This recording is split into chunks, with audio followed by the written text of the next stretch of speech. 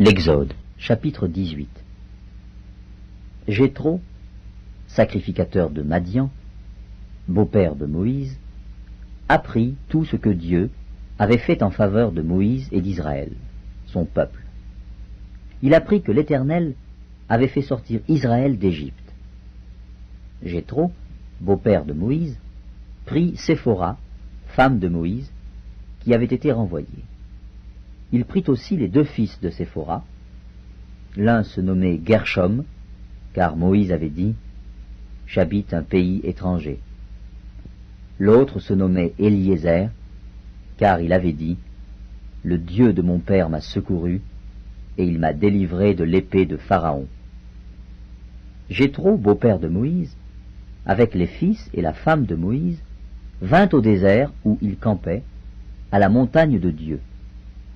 Il fit dire à Moïse, « Moi, ton beau-père Jéthro, je viens vers toi avec ta femme et ses deux fils. » Moïse sortit au-devant de son beau-père, il se prosterna et il le baisa. Ils s'informèrent réciproquement de leur santé et ils entrèrent dans la tente de Moïse. Moïse raconta à son beau-père tout ce que l'Éternel avait fait à Pharaon et à l'Égypte à cause d'Israël, toutes les souffrances qui leur étaient survenues en chemin, et comment l'Éternel les avait délivrés. Jéthro se réjouit de tout le bien que l'Éternel avait fait à Israël, et de ce qu'il l'avait délivré de la main des Égyptiens.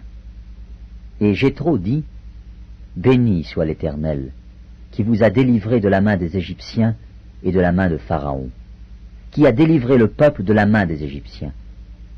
Je reconnais maintenant que l'Éternel est plus grand que tous les dieux, car la méchanceté des Égyptiens est retombée sur eux. » Jéthro, beau-père de Moïse, offrit à Dieu un holocauste et des sacrifices. Aaron et tous les anciens d'Israël vinrent participer au repas avec le beau-père de Moïse, en présence de Dieu. Le lendemain, Moïse s'assit pour juger le peuple, et le peuple se tint devant lui, depuis le matin jusqu'au soir. Le beau-père de Moïse vit tout ce qu'il faisait pour le peuple, et il dit, « Que fais-tu là avec ce peuple? Pourquoi sièges-tu seul, et tout le peuple se tient-il devant toi, depuis le matin jusqu'au soir ?» Moïse répondit à son beau-père, « C'est que le peuple vient à moi pour consulter Dieu. Quand ils ont quelque affaire, ils viennent à moi. Je prononce entre eux, et je fais connaître les ordonnances de Dieu et ses lois. » Le beau-père de Moïse lui dit, « Ce que tu fais n'est pas bien. Tu t'épuiseras toi-même, et tu épuiseras ce peuple qui est avec toi, car la chose est au-dessus de tes forces. Tu ne pourras pas y suffire seul. Maintenant écoute ma voix. Je vais te donner un conseil, et que Dieu soit avec toi.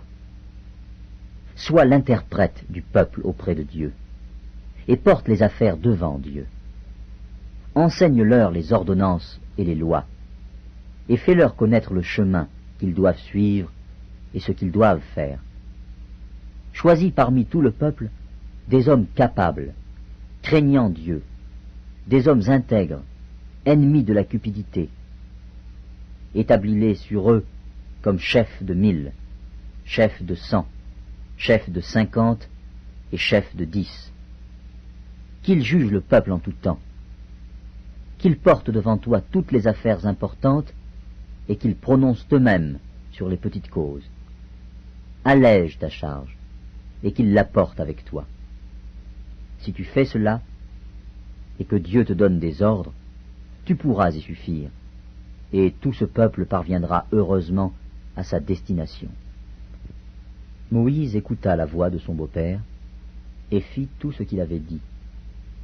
Moïse choisit des hommes capables parmi tout Israël, et il les établit chefs du peuple, chefs de 1000, chefs de 100, chefs de 50 et chefs de 10.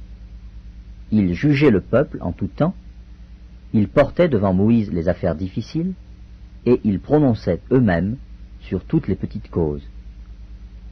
Moïse laissa partir son beau-père, Et Jéthro s'en alla dans son pays.